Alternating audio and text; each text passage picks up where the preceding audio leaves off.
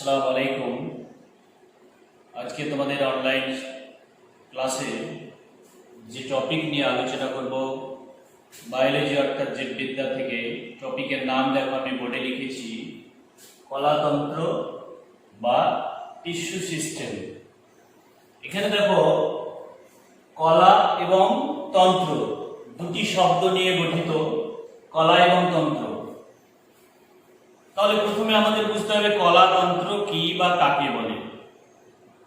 এখানে আমি বলেছি কলা এবং তন্ত্র। কলা গঠিত হয় অনেকগুলি কোষ গুচ্ছ যখন একসঙ্গে মিলিত হয় তখন গঠন করে একটি কলা, আর তন্ত্র অনেকগুলি কলা যখন একসঙ্গে মিলিত হয় তখন গঠিত হয় অঙ্গ বা যন্ত্র, আর অনেকগুলি অঙ্গ বা যন্ত্র যখন একসঙ্গে মিলিত হয় তখন গঠিত হয় একটা তন্ত্র। তাহলে এখানে আমরা এর আগের ক্লাসে যেহেতু টিস্যু বা বিভিন্ন ধরনের কলা জাইলেম ফ্লোয়েম থেকে শুরু করে সরল স্থায়ী জটিল স্থায়ী ইত্যাদি ক্লাসগুলো হয়তো তোমরা পেয়েছো। আমি স্টার্টিং এ সেখানে নবম শ্রেণী বেসিক বলেছি ক্লাসগুলি, কিন্তু অ্যাকচুয়ালি সেগুলো নবম এবং একাদশ শ্রেণীর জন্য অবশ্যই প্রযোজ্য। একই কম্বাইন্ড ক্লাস করা হয়েছিল তোমাদের। তো আজকে আমরা একাদশ শ্রেণীতে আরো একটু ডিটেইলসে শিখবো। এর আগের ক্লাসে আমরা শিখেছি বিশেষ খরিত কলা, আজকে শিখবো সেটা হচ্ছে কলাতন্ত্র বা টিস্যু সিস্টেম। তো অনেকগুলি কলা যখন একসঙ্গে মিলিত হবে তখন মিলিত হওয়ার পরে গঠন করবে আমাদের কলাতন্ত্র। এবারে কথা হচ্ছে এই কলাতন্ত্র কি কি অংশ নিয়ে গঠিত। তাহলে কলাতন্ত্রের যে সমস্ত অংশগুলি থাকবে এখানে আমরা পরপর একটু লিখবো। কলাতন্ত্র, কলাতন্ত্রে সাধারণত যে সমস্ত অংশগুলি নিয়ে গঠিত হবে সে অংশগুলি হচ্ছে 1 নাম্বার ত্বক কলাতন্ত্র, 2 নাম্বার ত্বক কলাতন্ত্রের পরে চলে আসবো আমরা ভূমি বা আদিভাজক কলাতন্ত্র, ভূমি বা আদি ভাজক কলাতন্ত্র।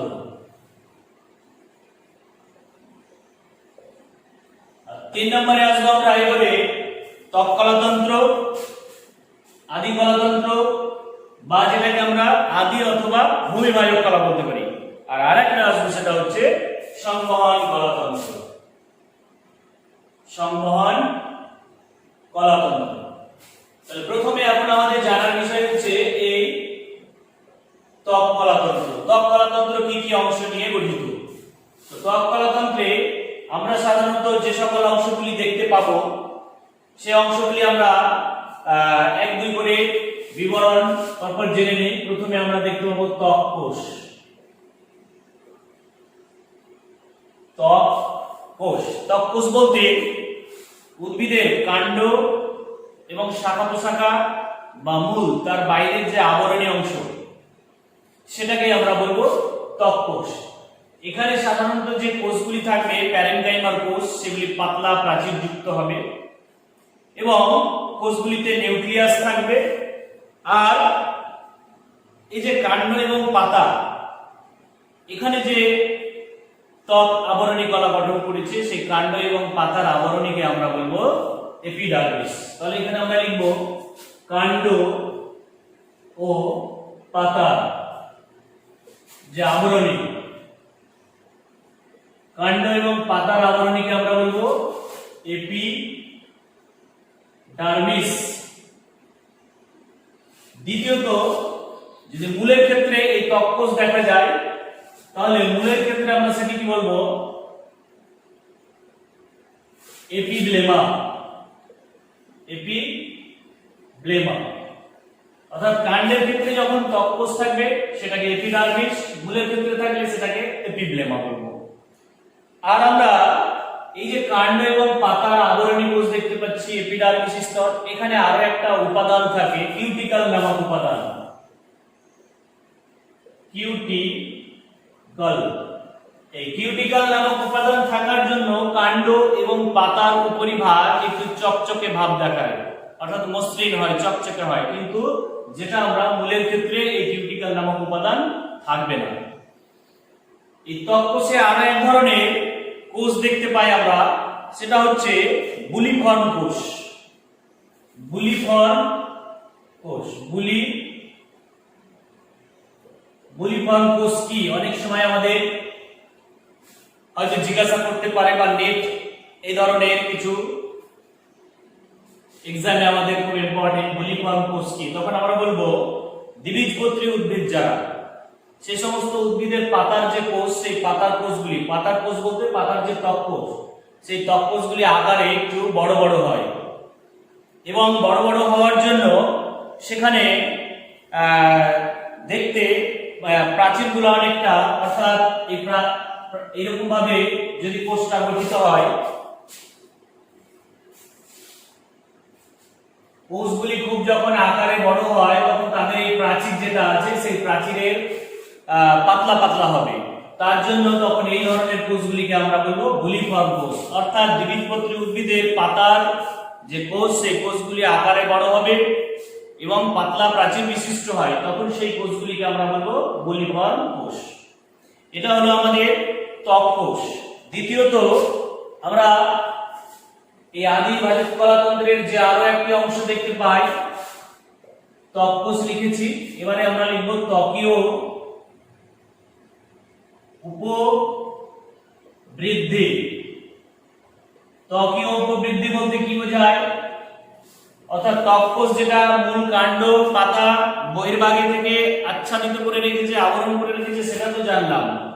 এবারে ওই ত্বক থেকে বেশ কিছু উপবৃদ্ধি মানে বৃদ্ধিযুক্ত অংশ দেখা যায়। সে বৃদ্ধিযুক্ত অংশগুলি কি কি রূপে থাকতে পারে, তখন আমরা সেগুলি বলবো স্বল্প রূপে থাকতে পারে, আর থাকতে পারে কোলেটাস। এখানে মানে যে যে নামে থাকতে পারে সেগুলি উপবৃদ্ধি হিসাবে, সেগুলি আমরা নাম লিখবো এখন। স্বল্প রূপে থাকতে পারে,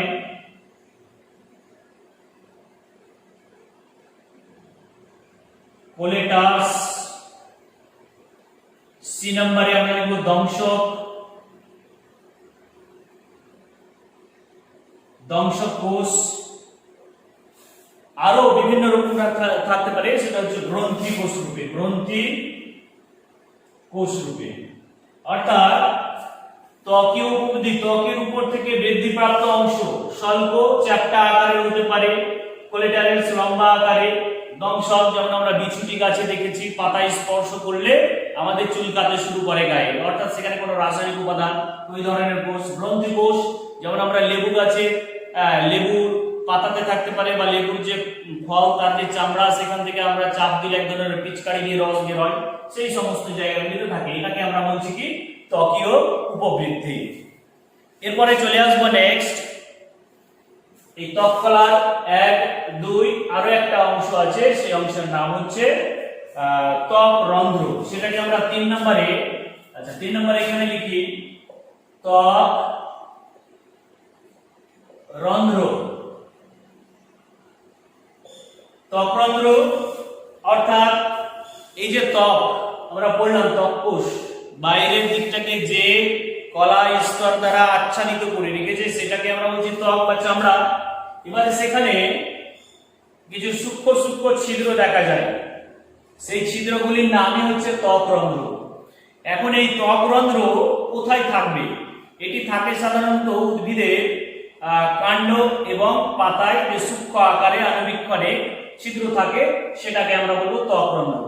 তো এটা বিভিন্ন উদ্ভিদের বিভিন্ন জায়গায় থাকে। যেমন আমরা যদি এটাকে পাতা হিসেবে ধরে নেই,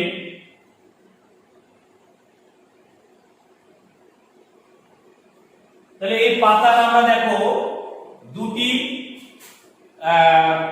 ত্বক দেখতে পাচ্ছি, একটা উপরিত্বক, নিম্নত্বক। মানে একটা যদি আমরা হাতটাই খেয়াল করি, অর্থাৎ উপরের দিক, নিচের দিক। তো যারা সাধারণত একবীজপত্রী উদ্ভিদ হবে, যেমন ধান, গম, ভুট্টা, আখ, কলা ইত্যাদি, এই সমস্ত গাছের উভয় ত্বকে, নিম্নত্বক এবং ঊর্ধ্বত্বক, দুই ত্বকে এই পত্র রন্ধ্র অর্থাৎ যেটাকে আমরা বলি ত্বক রন্ধ্র, সেটা কিন্তু অবস্থান করবে। দ্বিতীয়ত অর্থাৎ যারা সমাঙ্গ পৃষ্ঠ, এক কথায় আমরা বলবো সমাঙ্গ পৃষ্ঠ, আমি যাদের নাম বললাম ধান, গম, ভুট্টা, আখ, কলা ইত্যাদি, অর্থাৎ যারা একবীজপত্রী এক কথায়। দ্বিতীয়ত যারা দ্বিবীজপত্রী এবং যারা বিষমপৃষ্ঠ পাতা, অর্থাৎ যাদের পাতার দুই ত্বক সমান নয় দেখতে, যেমন এরকম উদ্ভিদ আম, জাম, কাঁঠাল, লিচু ইত্যাদি দ্বিবীজপত্রী উদ্ভিদ, তাদের ক্ষেত্রে শুধুমাত্র উপরিত্বকে না থেকে নিম্ন ত্বকে অর্থাৎ নিচের দিকে এই ত্বকীয় রন্ধ্র অবস্থান করবে। এবং এই দুটি রন্ধ্রের মাঝখানে যে স্তর অবস্থান করবে ঊর্ধ্বত্বক এবং নিম্নত্বক, দুটির মাঝখানে সেই জায়গাতে ক্লোরোপ্লাস্ট, অর্থাৎ ক্লোরোপ্লাস্ট বলতে প্লাস্টিকের একটি যে ভাগ, সেটাকে আমরা বলবো ক্লোরোপ্লাস্ট। যেখানে ক্লোরোফিল থাকবে, ক্লোরোফিল যুক্ত প্লাস্টিক, সেটাকে বলবো আমরা ক্লোরোপ্লাস্ট। তো সেই ক্লোরোপ্লাস্ট অবস্থান করবে, সেই স্তরটির নাম তখন হয়ে যায়, মাঝখানের স্তরটির তখন নাম হয়ে যায় মেসোফিল কলা, অর্থাৎ মাঝখানে থাকবে মেসোফিল কলা। তাহলে মাঝখানে দুটি ত্বকের মাঝখানে অবস্থান করবে মেসোফিল কলা। এবারে আমরা চলে আসব আরো একটি বিষয়ে, যে এই যে ত্বক রন্ধ্র বললাম বা যেটাকে আমরা পত্র রন্ধ্র বলছি, আসলে এই যে ত্বক রন্ধ্র, এই ত্বক রন্ধ্র কিন্তু তিন প্রকারের হয়। যেটাকে আমরা বলছি ত্বক রন্ধ্র, এটা তিন প্রকারের হয়। তো প্রথম সেটার নাম হচ্ছে পত্র রন্ধ্র, বি নম্বরে লেন্টিসেল,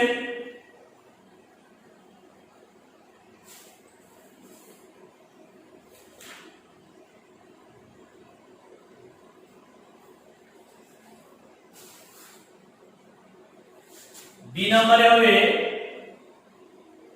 লেন্টিসেল, আর সি নম্বরে হবে জল রন্ধ্র। ওকে, আবারও বলছি, আমরা এই যে ত্বক কলাতন্ত্র, এর তিনটি অংশ, ত্বক কোষ, ত্বকীয় উপবৃদ্ধি আর ত্বক রন্ধ্র। এবারে ত্বক রন্ধ্রে আছে আবার তিনটি অংশ, পত্র রন্ধ্র, লেন্টিসেল, জলরন্ধ্র। পত্র রন্ধ্রের ক্ষেত্রে বললাম, আমি একটু আগে বিবরণ দিলাম যে যারা সমঙ্গ পৃষ্ঠ হবে তাদের উভয় ত্বকে, যারা অসমঙ্গ পৃষ্ঠ বা বিষম পৃষ্ঠ তাদের নিম্ন ত্বকে, আর যে সকল উদ্ভিদ জলজ অর্থাৎ জলে থাকে তাহলে তাদের শুধুমাত্র উপরিত্বকে এই পত্ররন্ধ্র অবস্থান করে। আর এই দুটি পত্ররন্ধ্র তাদের মাঝখানে অবস্থান করবে মেসোফিল কলা। এখন একটি পত্ররন্ধ্রের যদি আমরা চিত্র দেখতে চাই তাহলে কিরকম হবে? পত্ররন্ধ্রের চিত্রটা এরকমই হয় যে তার দুই পাশে দুটি রক্ষী কোষ এইভাবে অবস্থান করবে। এখানে বিভিন্ন দানাদার বস্তু হিসেবে শ্বেতসার থাকবে, ক্লোরোপ্লাস্ট থাকবে, মাইটোকন্ড্রিয়া থাকবে এবং আরো যা যা প্রয়োজনীয় উপাদান সবকিছুই থাকবে। এবং তাদেরকে, অর্থাৎ এই দুটিকে আমরা রক্ষী কোষ বলবো। একটু গঠনটা যদি এরকম ভাবে দেখে নেই,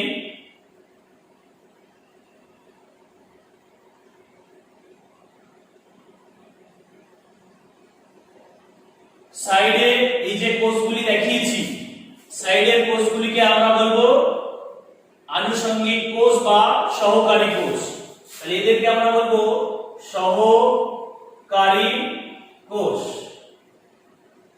আর এই দুই পাশে এটা হচ্ছে মাঝখানে যে ছিদ্র, এটাকে আমরা বলবো পত্ররন্ধ্র। পত্ররন্ধ্র। এবং এই পত্ররন্ধ্রকে কেন্দ্র করে দেখো দুই পাশে দুটি অর্ধচন্দ্রাকার বা আধখানা চাঁদের মতো যে কোষ আছে দুটি, এটাকে আমরা বলবো রক্ষী কোষ বা ইংরেজিতে বলবো GUARD, guard, CELL, guard cell. তাহলে আমরা সেটাকে বলবো রক্ষী কোষ বা গার্ড সেল বলবো। আর মাঝখানে যে ছিদ্রটা সেটা হচ্ছে পত্ররন্ধ্র। তাহলে এটা হচ্ছে একটা পত্ররন্ধ্রের স্ট্রাকচার বা গঠন। এখন এই পত্ররন্ধ্র এটাও কিন্তু আবার তিন চার রকমের হয়, অর্থাৎ তিন চার রকমের বলতে আমরা এখানে দেখতে পাচ্ছি চার রকমের হয়। সেই চার রকমের ভাগ, একটা হয় রানানকিউলেসিয়াস টাইপ পত্ররন্ধ্র, যেটা এই পত্ররন্ধ্র আবার চার রকমের হয়। আমি একটু নামটা লিখবো তোমাদের।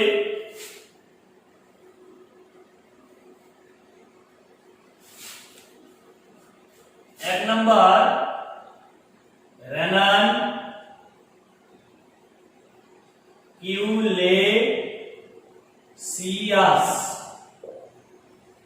দুই নম্বরে আমরা বলবো ক্রুসিফেরিয়াস, ক্রুসিফেরিয়াস। তিন নম্বর হবে রুবিয়েসিয়াস, রুবিয়েসিয়াস।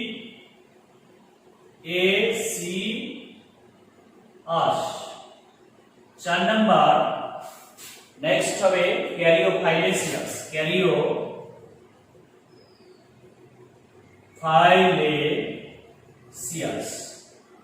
অর্থাৎ এই পত্ররন্ধ্র চার রকমের হয়। কেন চার রকমের হয়? একটা পত্ররন্ধ্র, তাকে কেন্দ্র করে দুটি রক্ষী কোষ, বাকি এখানে থাকবে চারিদিকে সহকারী কোষ। কিন্তু এদের ক্ষেত্রে কখনো কখনো র্যানানকিউলেসিয়াসে হয় এই একটা পত্ররন্ধ্র এবং রক্ষী কোষ, তাকে কেন্দ্র করে চারিদিকে অন্যান্য কোষ থাকবে, যাকে আলাদা করা যাবে না পত্ররন্ধ্রকে। এটা একটা ব্যাপার আছে। ক্রুসিফেরিয়াস, রুবিয়েসিয়াস, ক্যারিওফাইলেসিয়াস এদের ক্ষেত্রে যে ঘটনাটা ঘটে, কখনো কখনো এখানে 1 2 3 4টি আছে, কখনো কখনো মাত্র 3টি থাকবে, কখনো 2টি থাকবে। এই রকম ভাবে পত্ররন্ধ্রের গঠনের বিন্যাসের উপরে ভিত্তি করে আমরা পত্ররন্ধ্রকে চার ভাগে ভাগ করলাম। একটা র্যানানকিউলেসিয়াস, ক্রুসিফেরিয়াস, রুবিয়েসিয়াস, ক্যারিওফাইলেসিয়াস। এই হচ্ছে আমাদের পত্ররন্ধ্রের বিবরণ। দ্বিতীয়ত পত্ররন্ধ্রের পরে চলে আসবে লেন্টিসেল। অর্থাৎ এই লেন্টিসেল সাধারণত দেখা যায় উদ্ভিদের কাণ্ড, শাখা এবং কিছু কিছু উদ্ভিদ তাদের ফল, যেমন ফল হিসেবে হতে পারে কুল, হতে পারে বা আপেল হতে পারে। এদের ফলের উপরিতকে লেন্সের মতো সূক্ষ্ম সূক্ষ্ম আকারে ছিদ্র থাকে, সেটাকে আমরা বলবো লেন্টিসেল। আর দ্বিতীয়ত হচ্ছে জলরন্ধ্র। দ্বিতীয় বলছি 3 নাম্বার, তাহলে এখানে বি নাম্বারে লেন্টিসেল হলো আমাদের, সি নাম্বারে এবার হবে জলরন্ধ্র। জলরন্ধ্রটা হচ্ছে কি রকম? বেশ কিছু উদ্ভিদ তাদের পত্রাগ্রে মানে পাতার অগ্রভাগে, অর্থাৎ এটা যদি পাতা হয়, পাতার এই সাইডটাকে আমরা বলছি কি ফলক বলছি। তাহলে এইরকম জায়গায়, ফলকে এইরকম জায়গায়, এই সমস্ত জায়গাগুলিতে যে সূক্ষ্ম ছিদ্র থাকে সেটাকে তখন আমরা বলবো জলরন্ধ্র। এই পত্ররন্ধ্র কিন্তু ইচ্ছে মতো, পত্ররন্ধ্র ইচ্ছে হলে দিনের বেলায় খুলতে পারে এরকম ভাবে, আবার বন্ধ হতে পারে রাত্রে বেলায়, অর্থাৎ জল বাষ্প আকারে ত্যাগ করার জন্য। কিন্তু এখানে যে জলরন্ধ্র আছে সেই জলরন্ধ্র কিন্তু সব সময় খোলা অবস্থায় থাকে, অর্থাৎ ইচ্ছে হলে জল, এক্সেস জল যেটা সেটাকে বের করবে। এই হচ্ছে আমাদের যে প্রথম আমরা যেটা ত্বক কলাতন্ত্র, কলাতন্ত্রের ভাগ হিসাবে ত্বক কলাতন্ত্র জানলাম। এবারে আমরা দ্বিতীয় টপিক হিসাবে আসবো ভূমি বা আদি বিভাজক কলাতন্ত্র। ঠিক আছে?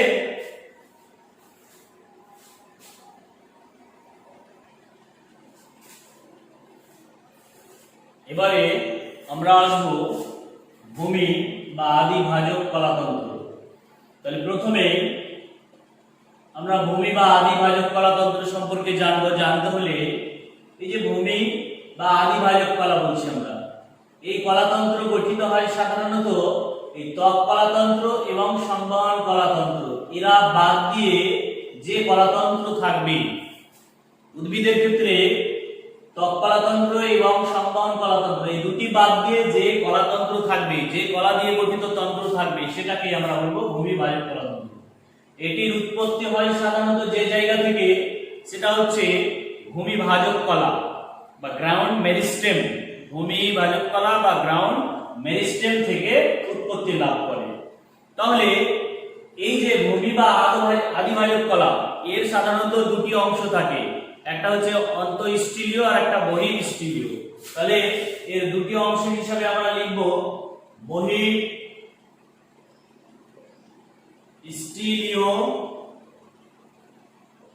অংশ, এটা হলো নাম্বার 1। আর নাম্বার 2 বহি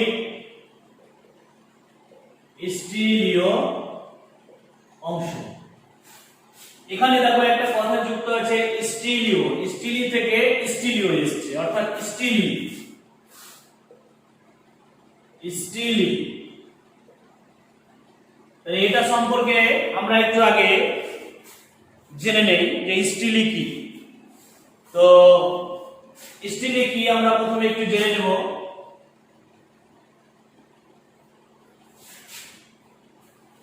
স্টিলি, আচ্ছা, স্টিলি হচ্ছে এমনই একটা কলা যেটা মূল এবং কাণ্ডে যদি আমরা প্রস্থচ্ছেদ করি তাহলে দেখব মূল এবং কাণ্ডে এক ধরনের জটিল স্থায়ী কলা রয়েছে যেটাকে নালিকা বান্ডিল বলি বা জাইলেম ফ্লোয়েম।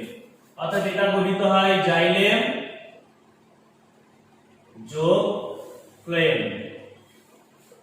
তাহলে জাইলেম এবং ফ্লোয়েম এই দুই কলার সমন্বয়ে গঠিত যে নালিকা বান্ডিল, যেটা মূল এবং কাণ্ডের অভ্যন্তরে ছড়িয়ে থাকে এবং যেটা মূল দিয়ে শোষিত জল, খনিজ লবণ পাতায় পৌঁছাতে সাহায্য করে কাণ্ডের অভ্যন্তরে বা মূলের অভ্যন্তরে, সেই অংশটির নাম হচ্ছে স্টিলি। এই থেকে এসেছে বহিঃস্টিলীয়, অন্তঃস্টিলীয়। এটা কার ভাগ বললাম? যে ভূমি বা আদি ভারীয় কলাতন্ত্র। এবারে বহিঃস্টিলীয় অংশ বলতে কোনটাকে বুঝবো আমরা? অর্থাৎ একটা কাণ্ডের যদি প্রস্থচ্ছেদ করা হয় তাহলে তার বাইরের দিকের যে স্তর, সে বাইরের দিকের, আমরা অবশ্য নেক্সট ক্লাসে মূল কাণ্ড পাতার প্রস্থচ্ছেদ করব এবং তার বিভিন্ন অংশ চিহ্নিত করব। তো সেখানে আমরা দেখতে পাবো বহিঃস্টিলীয় অংশে যে বাইরের দিকের যে অংশ, যে দুটি স্তর দেখা যায় এখানে, সেটা হচ্ছে একটা হচ্ছে অধঃতক, আর 2 নম্বর আর একটা হচ্ছে অন্তঃতক। বাইরের দিকে যে স্তর দুটি থাকবে অধঃতক, অন্তঃতক, সেই দুটি স্তরকে আমরা বলবো বহিঃস্টিলীয় স্তর। আর এই সরি, এখানে দুটো আমি একই লিখে দিয়েছি, বহিঃস্টিলীয়, এটা হবে অন্তঃস্টিলীয়, এটা হবে অন্তঃস্টিলীয়। অন্তঃস্টিলীয় সাধারণত যে সমস্ত অংশগুলি থাকবে সেখানে হচ্ছে পরিচক্র, মজ্জা এবং মজ্জাংশ। এগুলি অবশ্যই তোমরা নেক্সট ক্লাসে আবার বুঝতে পারবে পরিচক্র, মজ্জা, মজ্জাংশ কি। অর্থাৎ একটা কাণ্ডকে যদি আমরা প্রস্থচ্ছেদ করি তাহলে তার বিভিন্ন এখানে আমরা স্তর দেখতে পাবো, এরকম ভাবে ছোট, তারপরে বড়, এরকম ভাবে অনেক স্তর আমরা দেখতে পাবো এখানে। এই যে ভিতরের স্তর, ঠিক তেমন ঠিক বাইরের স্তর আছে। একেবারে বাইরের দিকটাকে আমরা বলছি অধঃতক, তারপরে ভিতরের দিকটাকে অন্তঃতক, তারপরে এখানে শুরু হচ্ছে পেরিচক্র, তারপরে ভিতরে কেন্দ্রে থাকবে একেবারে মজ্জা অংশ। এরকম ভাবে অনেক ভাগ আছে, সেগুলো আমরা পরপর জানবো।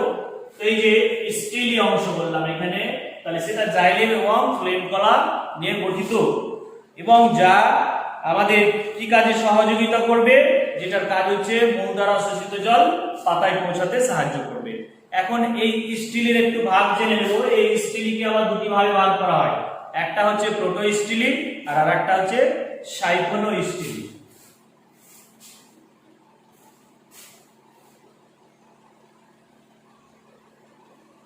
প্রথমটা বললাম প্রোটো স্টিলি, আর দ্বিতীয় হচ্ছে সাইফোনো স্টিলি। তাহলে দুটো ভাগ বললাম, একটা বললাম প্রোটো স্টিলি আর একটা হচ্ছে সাইফোনো স্টিলি। আবার এই যে প্রোটো স্টিলি, একে আবার অনেক ভাগে ভাগ করা হয়। এই প্রোটো স্টিলির আবার ভাগ রয়েছে।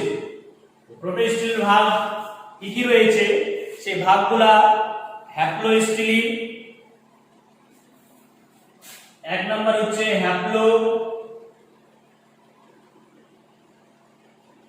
স্টিলি, অ্যাক্টিনো স্টিলি, তারপরে আরো পাবো আমরা প্লেকটোস্টিলি,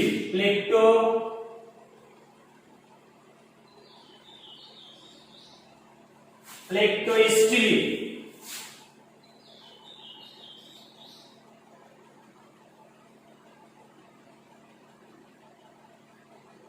আর নেক্সট অরিওস্টিলি।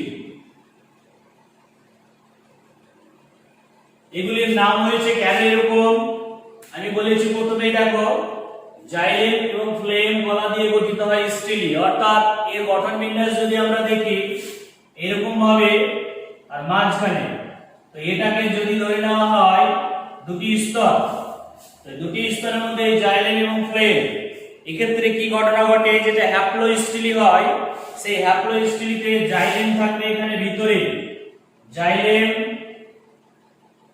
ভিতরে আর বাইরে থাকবে ফ্লেম। তাহলে কি বুঝতে পারলাম আমরা এখানে, যে প্রোটোস্টিলি যেটা, অর্থাৎ জাইলেম এবং ফ্লেম গুলা যখন একসঙ্গে অবস্থান করবে তখন সেটাকে আমরা বলবো প্লেকটোস্টিলি।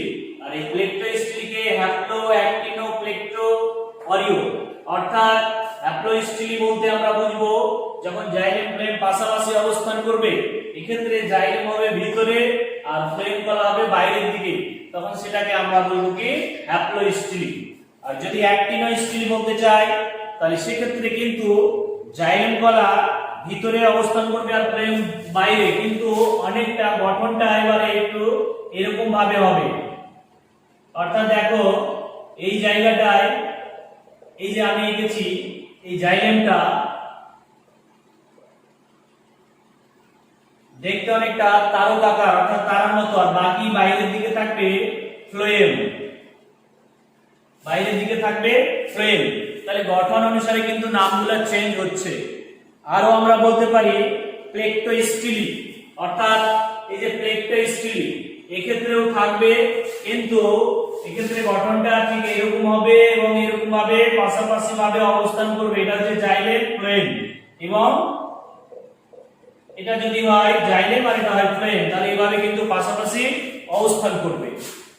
অরিওস্টিলি অর্থাৎ এরাও ঠিক গুপ্তবীজী উদ্ভিদের ক্ষেত্রে দেখা যাবে দুটি পাশাপাশি ভাবে অবস্থান করবে। এভাবে তাহলে আমরা প্রোটোস্টিলির ভাগগুলি জানলাম। এখন জানবো এবার আমরা সাইফোনোস্টিলি, এগুলি আবার কি রকম ভাবে থাকে।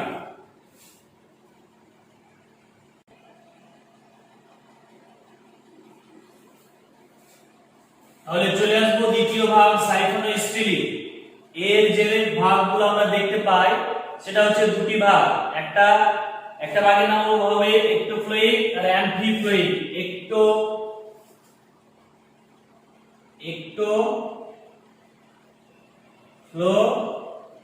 একটোফ্লোইক আর আরেকটা হচ্ছে অ্যামফিফ্লোইক।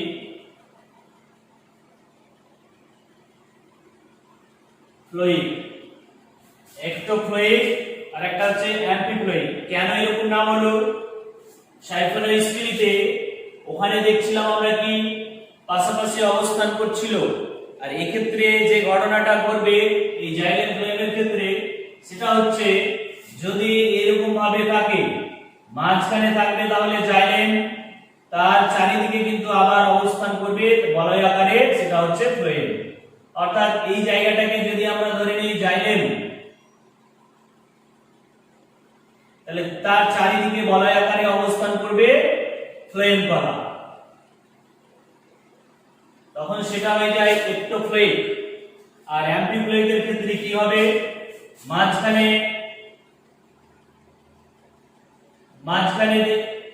জাইলেম থাকছে, তার চারিদিকে ফ্লোয়েম থাকছে, আবার আরেকটা স্তর জাইলেম থাকবে। অর্থাৎ এক্ষেত্রে মাঝখানে থাকবে জাইলেম আর দুই দিকে থাকবে ফ্লোয়েম। তাহলে আমরা যদি এখানে দেখতে পাচ্ছি স্তর একটা, দুটো, তিনটে, তাহলে এটা যদি মাঝের স্তর ধরে নেই, মাঝের স্তর, তাহলে মাঝের স্তরটাকে আমরা বলবো জাইলেম, আর এখানে বাইরের স্তর আর এই যে ভিতরের আরেকটা স্তর, এই দুটো স্তরে থাকছে ফ্লোয়েম।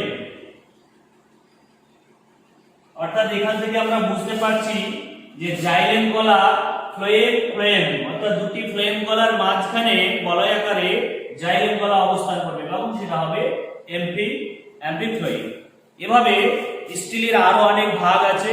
তো এক কথায় স্টিলি বলতে কি, তখন আমাদের প্রথমত বলতে হবে জাইলেম এবং ফ্লোয়েম কলা দিয়ে গঠিত উদ্ভিদের যে অংশ মূল দ্বারা শোষিত জল পাতায় পৌঁছে দিতে সাহায্য করে, সেই কলাযুক্ত অংশকে আমরা বলবো স্টিল। ওকে, এবারে আমরা যেটা জানছিলাম ভূমি বা আদিভাজক কলা, এখানে চলে এসেছিলাম আমরা বহিঃস্থলীয় অংশ, তার বাইরের দিকের অংশে অধঃত্বক অন্তঃত্বক নিয়ে গঠিত। এবারে চলে আসবো আমরা অন্তঃস্থলীয় অংশ। এই অন্তঃস্থলীয় অংশে কি কি আছে?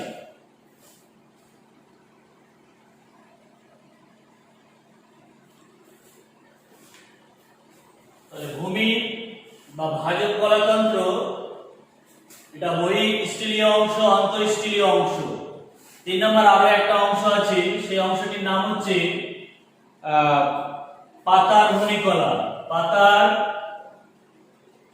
ভূমি কলা। তো এখানে বহিঃস্থলীয় অংশে আমরা বলেছি অধঃত্বক এবং অন্তঃত্বক, মানে বাইরের যে স্তরগুলি সেটা নিয়ে গঠিত। আর অন্তঃত্বক বা অন্তঃস্থলীয় অংশ, এখানে যেটা থাকবে সেটা হচ্ছে পরিচক্র, মজ্জা, মজ্জাংশু। তো এখানে আমরা বলছি পরিচক্র থাকবে, মজ্জা থাকবে, আর থাকবে মজ্জাংশু। প্রত্যেকের আলাদা আলাদা কাজ আছে। পরিচক্র যেটা নালিকা বান্ডিল যুক্ত যে অংশ, জাইলেম ফ্লোয়েম, অর্থাৎ যারা জল শোষণে সহযোগিতা করবে।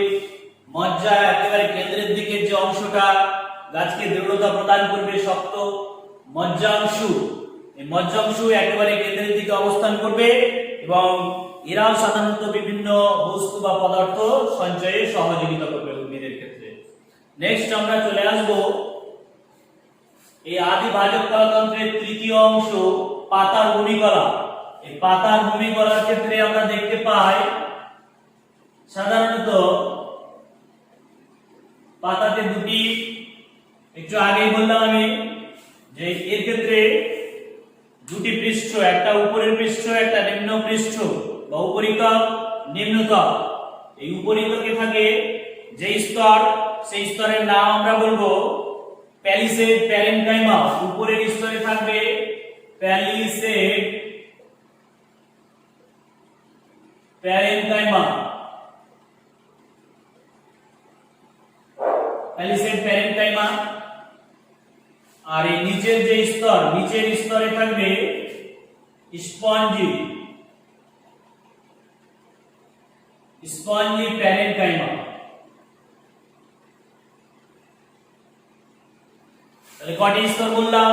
উপরিতক এবং নিম্নতক, দুটি ত্বকে দুটি স্তর থাকবে, একটা প্যালিসেড প্যারেনকাইমা আর একটা থাকবে স্পঞ্জি প্যারেনকাইমা। এই দুটি স্তরে বিন্যস্ত থাকবে এবং এদের মাঝখানে অবস্থান করবে, দুটির মাঝখানে অবস্থান করবে মেসোফিল কলা। দুটির মাঝখানে অবস্থান করবে মেসোফিল কলা। এখন যারা বিষম পৃষ্ঠ পাতা হবে, অর্থাৎ উপরিতক, নিম্নতক, তাদের দুটোই থাকবে প্যালিসেড প্যারেনকাইমা, স্পঞ্জি প্যারেনকাইমা। আর যারা সমঙ্গ পৃষ্ঠ হবে, অর্থাৎ যাদের, যেমন আমি সমঙ্গ আর বিষম পৃষ্ঠ পাতা আগেই বলেছি, সমঙ্গ পৃষ্ঠ পাতা হবে ধান, গম, ভুট্টা, একবীজপত্রী। আর বিষম পৃষ্ঠ পাতা হবে সেটা হচ্ছে দ্বিবীজপত্রী, আম, জাম, কাঁঠাল, লিচু ইত্যাদি। তো যারা সমঙ্গ পৃষ্ঠ হবে তাদের ক্ষেত্রে শুধুমাত্র হয় প্যালিসেড প্যারেনকাইমা থাকবে আর না হলে থাকবে স্পঞ্জি প্যারেনকাইমা। যে কোনো একটি থাকবে, দুটির মধ্যে একটি থাকবে। আর যারা বিষম পৃষ্ঠ পাতা হবে তাদের ক্ষেত্রে এই দুটি স্তরই থাকবে। আর দুটি স্তরের মাঝখানে মেসোফিল কলা থাকবে। এই মেসোফিল কলার কাজ হচ্ছে সালোক সংশ্লেষে অংশগ্রহণ করা।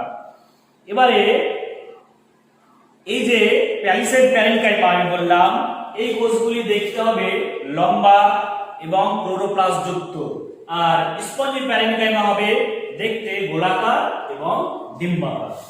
ওকে, তাহলে আমাদের এই যে আদি ভূমি কলা, ভাজক কলাতন্ত্রের তৃতীয় পাতার ভূমি কলা, এদের কাজ তাহলে কি? সালোক সংশ্লেষ প্রক্রিয়ায় খাদ্য সংশ্লেষ করা এবং সঞ্চয় করা, এটা হচ্ছে প্রধান কাজ। তাহলে আমরা দ্বিতীয় নম্বর কমপ্লিট করলাম। এবারে চলে আসবো আমরা সংবহন কলাতন্ত্র। এবারে চলে আসি তাহলে আমরা সংবহন কলাতন্ত্র। এই সংবহন কলাতন্ত্র বলতে সাধারণত উদ্ভিদের যে যে অংশ নিয়ে গঠিত সেটা হচ্ছে জাইলেম ও ফ্লোয়েম। নিশ্চয়ই তোমরা আগের ক্লাসে জাইলেম ফ্লোয়েম সম্পর্কে ডিটেইলসে জেনেছো। তো এই যে জাইলেম এবং ফ্লোয়েম,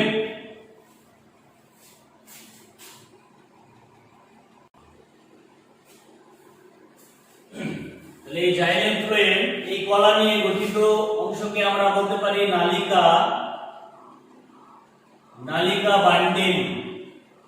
অর্থাৎ জাইলেম এবং ফ্লোয়েম কলাগুচ্ছ দিয়ে গঠিত অংশকে, উদ্ভিদের অংশকে আমরা বলবো নালিকা বান্ডিল। এই নালিকা বান্ডিল আবার প্রধান দুভাগে বিভক্ত হয়। একটা হচ্ছে সংযুক্ত নালিকা বান্ডিল। প্রথম ভাগের নাম লিখবো আমরা সংযুক্ত নালিকা বান্ডিল, আর এটা হচ্ছে অরিও নালিকা বান্ডিল। একটা ভাগ করলাম সংযুক্ত নালিকা বান্ডিল আর আরেকটা অরিও নালিকা বান্ডিল। এবারে এই সংযুক্ত যে নালিকা বান্ডিল লিখেছি এখানে এর আবার অনেকগুলি শাখা আছে। সেটা হচ্ছে সমপার্শ্বীয়,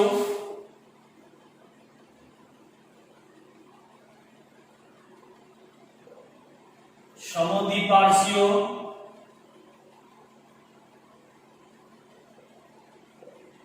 আর 3 নাম্বার হচ্ছে সমপার্শ্বীয়, সমদ্বিপার্শ্বীয়, আর একটা হচ্ছে কেন্দ্রীয় নালিকা বান্ডিল। কেন্দ্রীয় নালিকা বান্ডিল 3 ভাগে ভাগ করলাম, और এর কোনো ভাগ নেই। এবার এই সমপার্শ্বীয় আবার বেশ কয়েকটি ভাগ রয়েছে। তার মধ্যে প্রথম যে ভাগ, সেই ভাগের নাম হচ্ছে আমরা দেখতে পাচ্ছি মুক্ত সমপার্শ্বীয়। মুক্ত সমপার্শ্বীয়। কেন মুক্ত সমপার্শ্বীয় বলা হলো তার কারণ আমরা একটি চিত্রের মাধ্যমে জানবো। অর্থাৎ এক্ষেত্রে জাইলেম এবং ফ্লোয়েম কলা যখন অবস্থান করবে পাশাপাশি অবস্থান করবে, মাঝখানে কোনো কিছু থাকবে না। তাহলে আমরা যদি একটা চিত্র দিয়ে এরকম ভাবে যদি থাকে,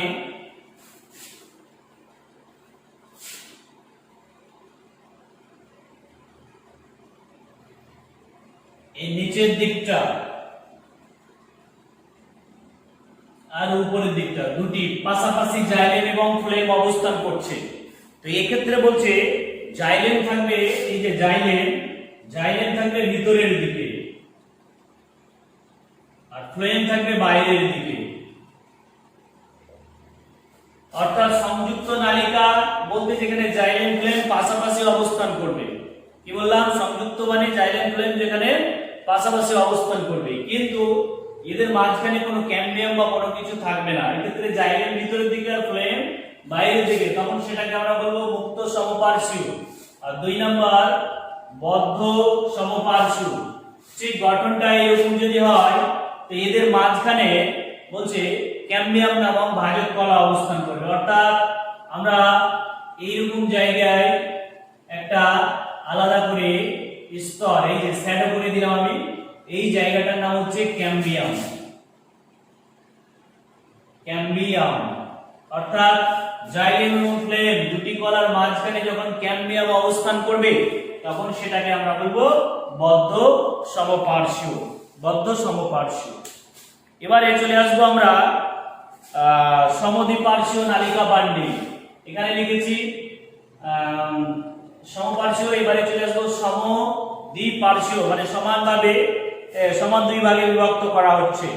অর্থাৎ যে ক্ষেত্রে বাইরের এবং ভিতরের দিকে জাইলেম এবং ফ্লোয়েম কলা, প্রথমে যে চিত্রটা হয়েছিল অ্যাকচুয়ালি সেটাই হবে সমদ্বিপার্শ্বীয়, মানে সমান 2 ভাগে, একদিকে জাইলেম আর আরেকদিকে ফ্লোয়েম অবস্থান করবে, তখন সেটাকে সমদ্বিপার্শ্বীয়। আর একটা বলবো আমরা কেন্দ্রীয় নালিকা বান্ডিল। এইখানে যে কেন্দ্রীয় নালিকা বান্ডিল লিখেছি, অর্থাৎ যখন কেন্দ্রের দিকে যখন অবস্থান করবে, কেন্দ্রে যখন অবস্থান করবে এরকম ভাবে দিব, এবং কেন্দ্রে যখন জাইলেম ফ্লেম যখন অবস্থান করবে, কেন্দ্রের দিকে যখন জাইলেম ফ্লেমটা অবস্থান করবে তখন সেটাকে আমরা বলবো কেন্দ্রীয় নালিকা বান্ডিল। আর এরপরে চলে আসবো আমরা নেক্সট অরিও নালিকা বান্ডিল। এবারে এই যে অরিও নালিকা বান্ডিল চলে আসবো আমরা।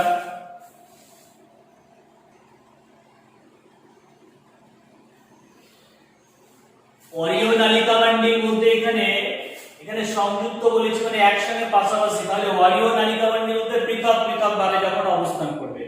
তাহলে পৃথক বলতে কি রকম হতে পারে? পৃথক বলতে আমরা ধরে নিতে পারি এরকম যদি হয়, তাহলে পৃথক ভাবে কিভাবে অবস্থান করবে? আমরা যদি এটাকে ধরি জাইলেম, এখানে যদি জাইলেম ধরি, এখানে জাইলেম ধরি, এভাবে এই যে স্তরগুলি দিলাম আমি, এই স্তরগুলিকে আমরা বলবো কি? জাইলেম। আর ফ্লেম কলা থাকবে, তাদের মাঝখানে আমরা ছোট্ট আকারে এরকম দিতে পারি, এরকম ভাবে দেখাতে পারি আমরা। তাহলে এটা হচ্ছে ফ্লেম। তাহলে দেখো এখানে আমরা টোটাল যে কলাতন্ত্র, জাস্ট সংক্ষেপে একটু বলবো, সেটা ত্বক কলাতন্ত্র, ভূমি বা আদিভাজক কলাতন্ত্র আর সংবহন কলাতন্ত্র। সর্বশেষ যেটা আমরা শিখলাম সেটা হচ্ছে সংবহন কলাতন্ত্র। সেই সংবহন কলাতন্ত্রে চলে আসলাম আমরা। সংবহনটাকে নালিকা বান্ডিল বলছি, জাইলেম ফ্লেম। এটাকে দুটো ভাগে ভাগ করলাম আমরা, তাদের ভাগ চিত্র দিয়ে দেখিয়ে দেওয়া হলো।